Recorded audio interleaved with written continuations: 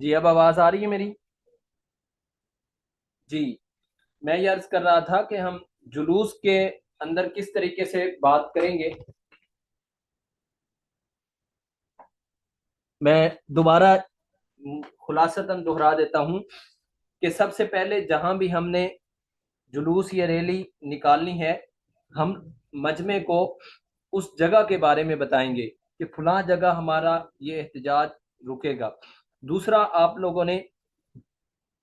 جو مطالبات وہاں کرنے ہیں وہ پہلے سے مطالبات آپ نے تحریراً لکھے ہوئے ہوں، آپ کے پاس پرچی پر پہلے سے موجود ہوں. کیونکہ کئی دفعہ ایسا ہوتا ہے کہ بڑے اہم پوائنٹ بندہ بھول جاتا ہے، جو بعد میں اس کو خیال آتا ہے کہ کاش یہ پوائنٹ جو ہے میں بتا دیتا، اور یہ بہت اہم بات تھی جو میں نے مجمع کے سامنے رکھنی تھی اور میں نہیں رکھ سکا. تو آپ نے وہ پوائنٹ پہلے سے لکھ لینے ہیں. اور تیسرا کام آپ نے یہ کرنا ہے کہ جو میڈیا کے لوگ ہیں ان کو آپ نے پہلے سے وقت بھی بتا دینا ہے، جگہ بھی بتا دینی ہے، اور ان کو اطلاع بھی بر وقت اور احتجاج سے پہلے ہی کر دینی ہے، تاکہ وہ لوگ بھی بر وقت آپ کی کوریج کے لیے وہاں پہنچ جائیں.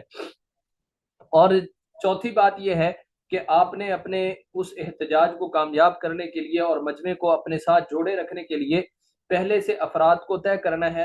کہ وہ نعرے لگائیں گے، اور ان کو آپ نے نعرے سکھا بھی دینے ہیں کہ آپ نے یہ نعرے لگانے ہیں. پانچواں کام اس میں آپ نے یہ کرنا ہوگا کہ اپنے ساتھ جو لوگ ہوں گے ان کے ہاتھوں میں مختلف چھوٹے چھوٹے کتبے آپ نے لکھ کر دینے ہیں جو انہوں نے اپنے ہاتھوں میں اٹھائے ہوئے ہیں، تاکہ جہاں بھی وہ رکیں یا جائیں کوئی بھی اس کو دور سے دیکھے پڑھے تو وہ سمجھ جائے کہ آپ کا مقصد کیا ہے، آپ کے مطالبات کیا ہیں.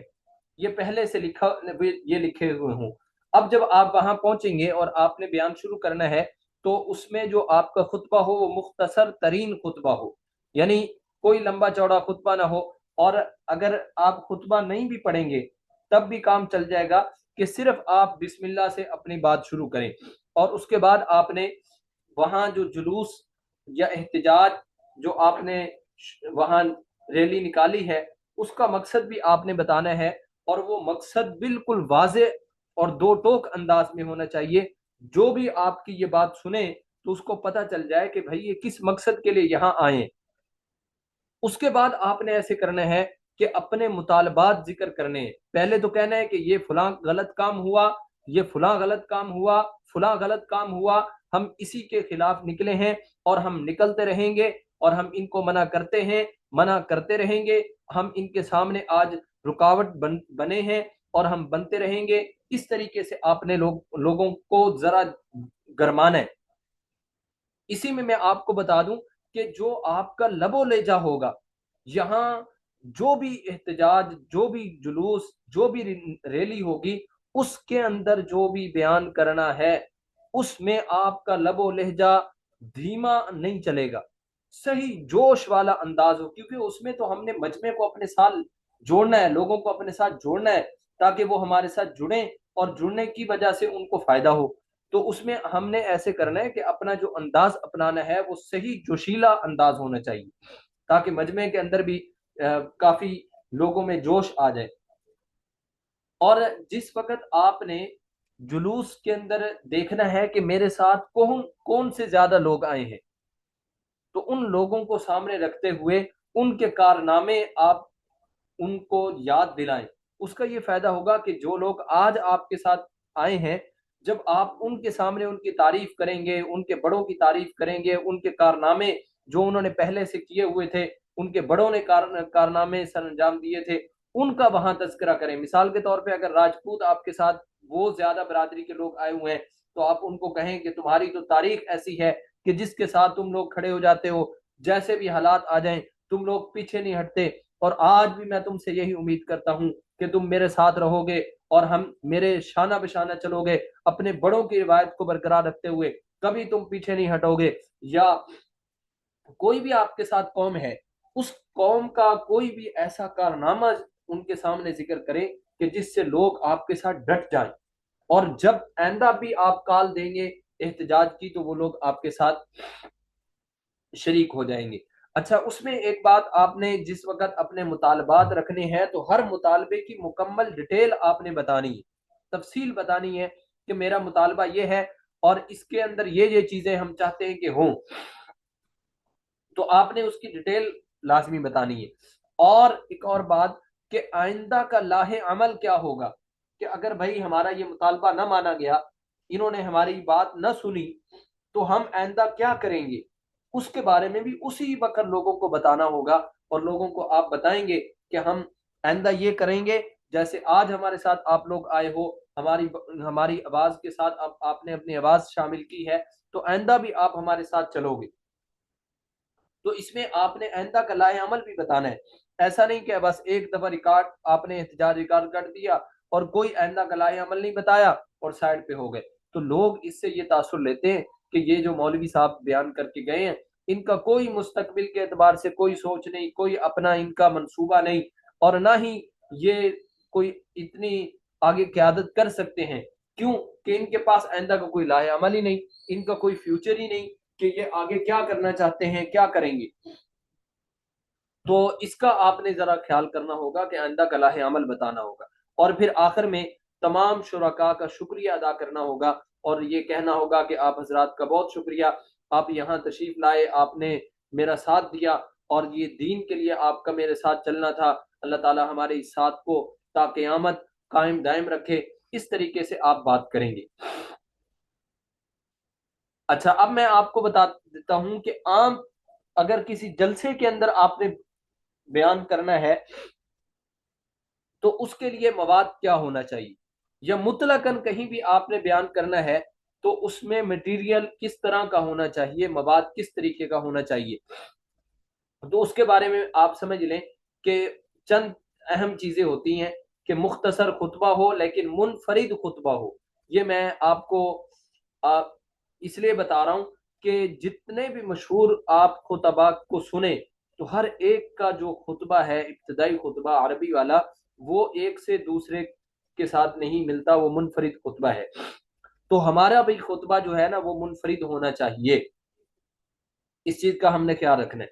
اسی طرح جو افتتاحی یعنی الفاظ تخاطب ہیں، وہ الفاظ تخاطب ایسے ہونے چاہیے کہ جو رسمی نہ ہوں، غیر رسمی الفاظ تخاطب ہوں۔ اسی طرح ہم نے آیات اور اقوال مفسرین اپنے اس مواد کے اندر شامل کرنے ہیں، اکٹھے کرنے ہیں، احادیث، آثار صحابہ، اقوال تابعین، ان کو لے کر آئیں گے، اور مستند واقعات اور حکایات۔ یہ جو میں کہہ رہا ہوں نا کہ مستند واقعات، اس کا مطلب یہ ہے کہ جو بھی آپ حکایات صحابہ میں سے ذکر کریں، یا اولیاء اللہ کے واقعات ذکر کریں، یا تاریخ کے بارے میں ذکر کریں، تو کتاب کا حوالہ آپ نے لازمی دینا ہے۔ بے شک آپ صفحہ نمبر نہ بتائیں، لیکن کتاب واقعتاً وہ حوالہ بھی صحیح ہونا چاہیے۔ ایسا نہ ہو کہ آپ کہیں کہ چونکہ حوالہ تو اب دینا ضروری ہے، بس کسی بھی کتاب کا نام لے دو، کون سا انہوں نے اس کتاب کو اٹھا کر دیکھنا ہے۔ نہیں بھائی، بہت سارے لوگ ایسے ہوتے ہیں کہ جو جیسے ہی آپ نے بات ختم کی تو وہ اس میں لگ جاتے ہیں کہ واقعتاً یہ بات پائی بھی جاتی ہے کہ نہیں، وہ اس چیز کو دیکھتے ہیں، نوٹ کرتے ہیں۔ تو ہم نے بہرحال جو حوالہ دینا ہے تو وہ صحیح حوالہ ہونا چاہیے۔ اسی طرح کئی دفعہ مجمع کے اندر آپ دیکھیں کہ آپ کا بیان مثلا ایسی جگہ رکھا گیا جہاں آپ نے آدھا گھنٹہ نہیں بلکہ 1 گھنٹہ بیان کرنا ہے، تو اتنی لمبی گفتگو جب آپ کرتے ہیں، یا تو آپ کا انداز ایسا شاندار ہو کہ مجمع بالکل آپ کے ساتھ جڑا رہے، لیکن پھر بھی جتنا بھی مجمع آپ کے ساتھ جڑا ہو تو بعض دفعہ ایسا ہوتا ہے کہ مجمع میں کچھ افراد وہ سست پڑ جاتے ہیں، تو ان کی سستی کو دور کرنے کے لیے ہمیں کچھ نہ کچھ ایسے چٹکلے ہمارے ذہن میں ہونے چاہیے۔ لیکن یاد رکھیے، یا کوئی ایسا لطیفہ ہمارے ذہن میں ہونا چاہیے کہ آپ دیکھیں کہ اب لوگوں کو سستی ہو رہی ہے، مثلا آپ کا بیان ہی اس وقت رکھا گیا جب لوگ تھک گئے تھے آپ سے پہلے، اور بہت سارے خطبہ حضرات نے تقریریں کی، وہ بہت تھک گئے تھے۔ اب جب آپ آئے تو دیکھا کہ مجمع تو بڑا سست پڑ چکا ہے، تو اب آپ کے پاس کوئی نہ کوئی ایسا بامانہ لطیفہ ہو جس سے لوگوں کو سبق حاصل ہو، اور کوئی نہ کوئی ایسا بہترین چٹکلا ہو کہ جس سے مجمع تھوڑا سا مسکرائے بھی، ہنسے بھی، ان کی سستی بھی دور ہو جائے۔ لیکن یاد رکھیے، تہذیب کے دائرے میں رہتے ہوئے مہذب قسم کا لطیفہ سنانا ہے، کوئی فحش یا غیر مہذب انداز کا لطیفہ، نہ ہی انداز اس میں غیر مہذب ہو اور نہ ہی کوئی ایسا لطیفہ۔ اور یاد رکھیے، ہر بیان کے اندر یہ نہیں چلے گا، کبھی کبھار آپ کہیں بیان کے لیے گئے اور وہاں آپ نے دیکھا کہ مجمع کافی سست پڑ رہا ہے، تو تھوڑا سا ان کو ہنسانے کے لیے آپ ایک دو لطیفہ سنا دیں۔ ہمارے کئی ایسے خطبہ میں نے دیکھے، بالخصوص مولانا عبد الحنان صدیقی صاحب، آپ کبھی ان کا بیان سنیں تو وہ بیان میں اکثر روتے ہیں، اور پورا مجمع ان کے رونے کو دیکھ کر یا ان کی گفتگو کو سن کر وہ بھی روتا ہے۔ لیکن میں نے ایک دو بیان ان کے ایسے بھی سنے کہ جس میں انہوں نے دیکھا کہ مجمع اب سو رہا ہے یا مجمع سست پڑا ہے، تو انہوں نے لطیفے سنائے، ایک دو لطیفہ سنا دیا، جب دیکھا کہ اب لوگ تھوڑے سے بیدار ہو گئے اور پھر اپنی گفتگو شروع کر دی۔ لیکن اس میں انہوں نے اس چیز کا بھی خیال رکھا کہ وہ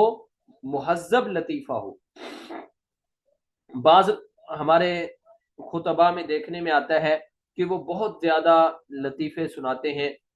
خیر، کچھ لوگ تو چونکہ وہ زیادہ فیمس ہونے کی وجہ سے وہ جتنے بھی لطیفے سنائیں تو اس سے کوئی فرق نہیں پڑتا، لوگ ان کی جو واضح و نصیحت والی باتیں ہیں، بلکہ لطیفوں سے بھی لوگ بہت ساری اہم باتیں سیکھ جاتے ہیں، اور ان لوگوں کا مقصد بھی یہ ہوتا ہے کہ ہم ان لطائف کے ذریعے لوگوں کو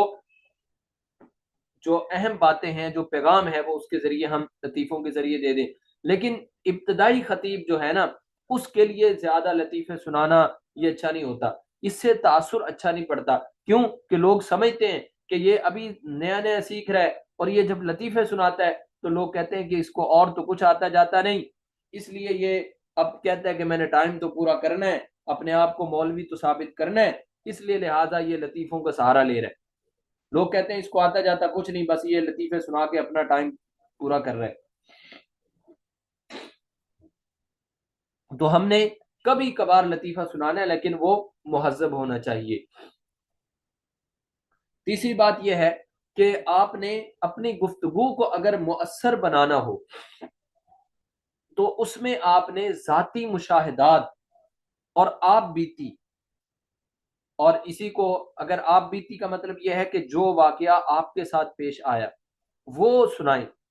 کئی دفعہ اس کے سنانے سے مجمع کی توجہ بہت زیادہ آپ کی طرف ہو جائے گی۔ آپ دیکھیں گے نا کہ لوگ آپ کوئی حدیث سنا رہے ہیں، کوئی صحابہ کا واقعہ سنا رہے ہیں، کچھ لوگ تو متوجہ ہیں لیکن کچھ کی توجہ آپ کی طرف نہیں آ رہی، تو آپ اپنا ذاتی کوئی واقعہ سنائیں، پھر دیکھیں کہ لوگ کیسے آپ کے ساتھ جڑتے ہیں اور ان کی توجہ آپ کی طرف ہوتی ہے۔ اور کئی لوگ ایسے ہوتے ہیں، وہ صحابہ یا نبی صلی اللہ علیہ وسلم کی سیرت کے جو واقعات ہیں وہ اتنا ان کے ذہن نشین نہیں رہتے یا ذہن نشین نہیں ہوتے، جتنا کہ اگر وہ خطیب کوئی اپنا ذاتی واقعہ سناتا ہے تو لوگوں کے ذہنوں میں یہ زیادہ دیر تک قائم رہتا ہے اور لوگ اس سے زیادہ دیر تک سیکھتے ہیں۔ اور آپ اپنے تجربات اور مشاہدات اس کا بھی اظہار کریں کہ میں فلاں جگہ گیا تھا، میں نے وہاں یہ دیکھا، فلاں قوم کا یہ طریقہ تھا، یہ درست نہیں، یا آج کل میں آتے ہوئے یہ دیکھتا ہوں لوگ یہ کام کر رہے ہوتے ہیں جبکہ شرعاً یہ درست نہیں، یا یہ کام کر رہے ہوتے ہیں شرعاً یہ بہت درست ہے، یہ بالکل صحیح ہے، لوگ اس کو سراہیں اور اس طرح کا طریقہ اپنانا چاہیے۔ یعنی ایک مشاہدات۔ اسی طرح کوئی تجربہ آپ نے کیا ہوا ہے تو اس کے بارے میں بھی، یعنی دینی اعتبار سے آپ کہتے ہیں کہ میرا فلاں کام پھنسا ہوا تھا، وہ نہیں ہو رہا تھا، میں نے استغفار کی کثرت کی اور اللہ تعالیٰ سے مانگا تو اللہ تعالیٰ نے کرم کر دیا۔ اب یہ آپ ایک تجربہ بتا رہے ہیں کہ یہ عمل کرنے سے اللہ تعالیٰ یہ عطا فرماتے ہیں، اس عمل کرنے کا اجر اللہ تعالیٰ یہ دیتے ہیں۔ تو اس طریقے سے جب آپ لوگوں کے سامنے بات کریں گے نا انشاءاللہ، اپنے ذاتی مشاہدات اور تجربات اس کو شیئر کریں گے تو اس سے بھی مجمع کافی آپ کے ساتھ جڑے گا۔ اور ایک اور بات یہ ہے کہ آپ کی گفتگو کے اندر جو معلومات ہوں وہ جاندار ہوں. جاندار ہونے کا مطلب یہ ہے کہ وہ مؤثر بھی ہوں اور مستند بھی ہوں اور مجمع اس سے اچھا تاثر لے. ایسا نہ ہو کہ آپ کی جو معلومات ہیں مجمع کہے یہ کون سی نئی بات انہوں نے بتا دی. نہیں بھائی، جاندار کہ لوگ عام اکثر لوگ اس سے ناواقف ہوں، آپ ان کو ایک نئی بات پیش کریں، اس سے یہ ہوگا کہ مجمع آپ کے ساتھ جڑے گا. آخری بات یہ ہے کہ آپ نے جو اختتام کرنا ہے تو وہ آپ کا اختتام نتیجہ خیز ہونا چاہیے. کیا مطلب نتیجہ خیز ہونے کا؟ کہ جو آپ نے بات کہی ہے تو مجمع آپ کے ساتھ اس طریقے سے جڑے کہ آپ کی بات کو آخر تک لے اور آپ کا جو مطالبہ، آپ جو چاہتے ہیں آخر میں پیغام دینا، وہ اس طرح سے ہو کہ جب آپ بات ختم کریں تو لوگ اس کام کے لیے تیار ہو جائیں. تو اس کے لیے ضروری ہوتا ہے کہ آپ جو اپنا اختتامیہ ہے، جو گفتگو جس پر آپ نے ختم کرنی ہے، وہ پہلے سے سوچ کر جائیں. اور اگر آپ ابتدائی خطیب ہیں تو پہلے سے لکھ کر لے کر جائیں کہ میں نے آخر میں یہ جملے کہنے ہیں. اس کا یہ فائدہ ہوگا کہ لوگ جڑ جائیں گے آپ کے ساتھ اور آپ کو کافی فائدہ ہو جائے گا. یعنی جو آپ نے 1 گھنٹہ تقریر کی ہے، آدھا گھنٹہ، پون گھنٹہ آپ نے تقریر کی ہے، تو وہ آخر وقت ہوتا ہے مکھن نکالنے کا، گویا کہ. تو مکھن نکالنے کا جب وقت آئے تو اس کے لیے الفاظ بھی ایسے ہونے چاہیے کہ واقعتاً جو میں نے اتنی لمبی چوڑی بات کی ہے تو اس کا نتیجہ یہ ہو کہ لوگ آپ کی اس بات کو، اس پر عمل کرنے کے لیے لوگ تیار ہو جائیں. تو آپ نے اس چیز کا خیال کرنا ہے کہ جو آپ کا مواد ہو تو اس کے اندر آپ نے پہلے سے یہ چیزیں لکھ کر لے کے جانی ہے. اب میں آخر میں جمعہ اور عیدین کے بارے میں آپ کو بتا دوں کہ وہاں مکس مجمع ہوتا ہے. تو اس میں آپ کا جو مواد ہو وہ آیات اور اقوال مفسرین، احادیث، صحابہ و تابعین، یہ ہوں. زیادہ تر آپ کا مواد ان چیزوں پر مشتمل ہو، زیادہ تر. باقی یہ ہے کہ اس کے اندر آپ جمعے کا جو بیان ہے اس میں آپ اور حکایات کو بھی لا سکتے ہیں.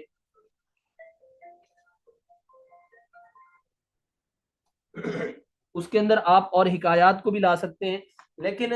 جو عیدین کا آپ کا بیان ہو اس میں حکایات کم، قرآن اور حدیث اور اقوال صحابہ و تابعین اور حکایات صحابہ آپ لا سکتے ہیں، حکایات صحابہ.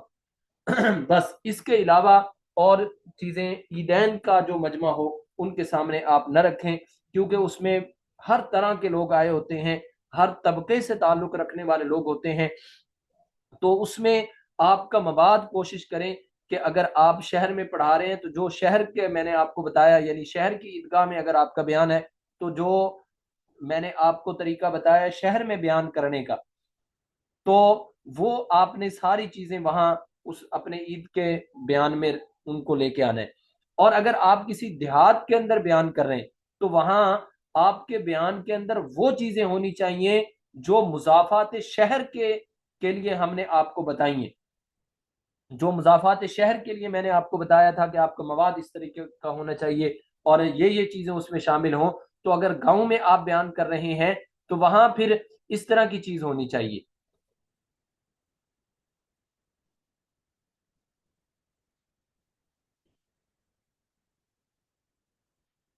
آج کا سبق اپنے اختتام کو پہنچا.